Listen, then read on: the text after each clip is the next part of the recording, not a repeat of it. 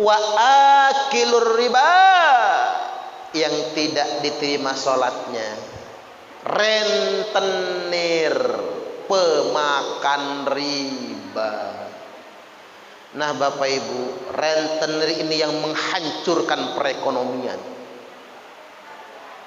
Indonesia ini, Pak polisi khusus cybercrime, dunia maya ada, polisi khusus teroris Densus 88 ada, polisi khusus narkoba ada, yang khusus nanganin koruptor, tipikor dan KPK ada. Tapi saya berharap ke depannya Indonesia harus ada polisi yang tukang nangkepin rentenir. Setuju nggak kira-kira? Rentenir menghancurkan perekonomian.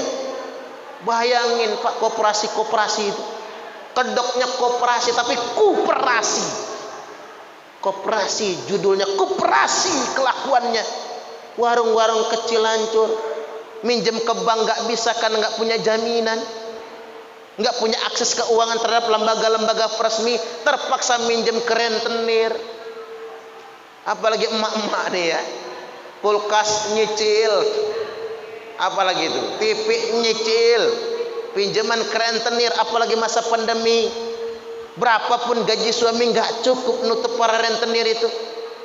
Nih saya kasih peringatan sama Bapak Ibu, apa bedanya rentenir sama orang yang minjem? Itu beda Pak. Akilur riba, akil itu tukang makannya. Makanya awas ngasih nama anak jangan salah. Namanya anaknya siapa? Akil. Akil kalau pakai huruf kaf artinya tukang makan. Makanya harus akil pakai ain, pakai ko, artinya orang berakal, pinter dia dan bertakwa. Makanya ada yang namanya akil mukhtar.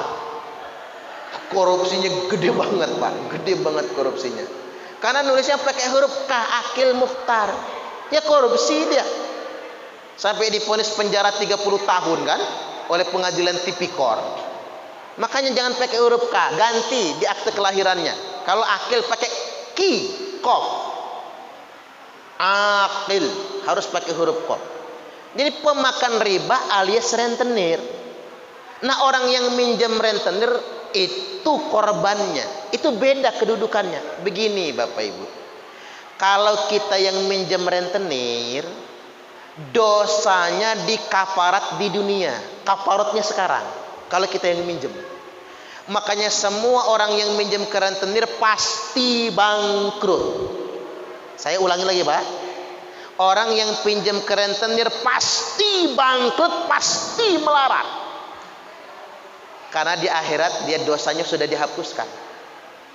Makanya kalau Bapak Ibu nggak pengen sengsara, kalau masih ada hutang ke rentenir, bayar, lunasi segera. Habis itu bismillah, jangan pernah pinjam rentenir. Lapar tahankan.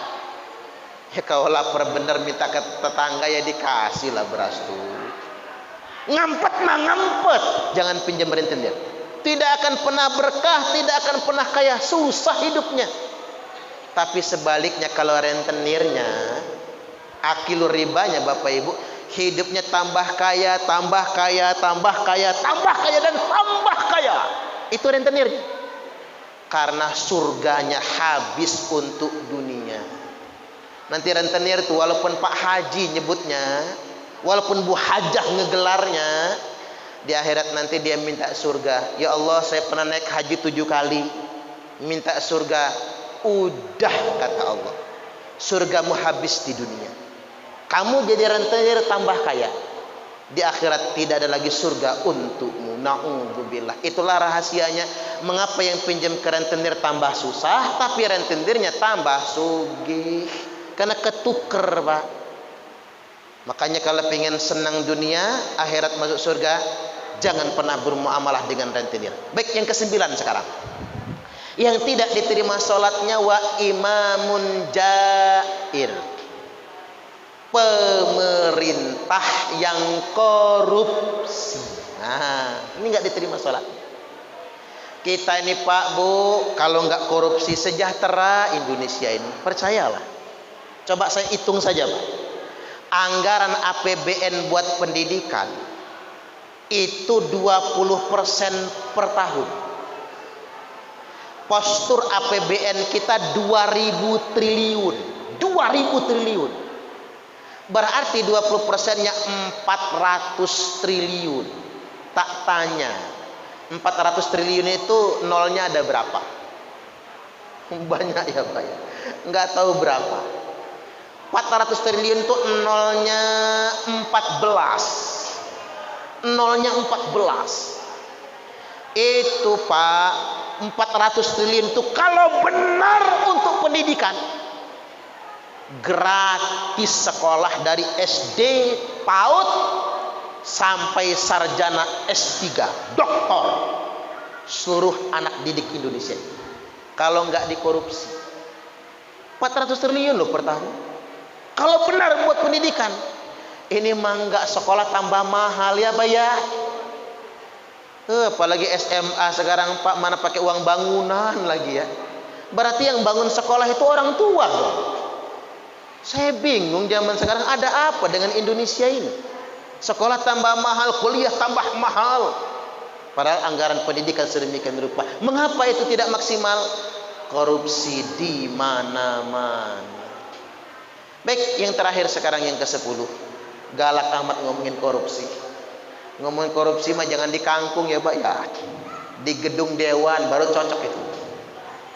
Di depan pejabat-pejabatnya. Baik, yang ke-10 yang terakhir, warajulun lam tanhahu salatuhu anil fahsya'i wal munkar.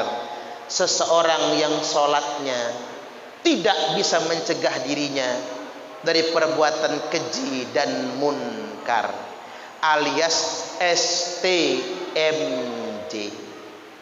Salat terus, maksiat jojo. Salat sih salat, tapi maksiat tetap jalan. Barang siapa yang sedemikian rupa, lam yazdad minallahi illa bu'da, tidak makin dekat dengan Allah kecuali semakin jauh dari Allah Ta'ala. Baik, segitu saja dulu ngaji kita pada kesempatan malam ini. Bapak Ibu rahimakumullah, mudah-mudahan masa pandemi ini kita tetap bertahan,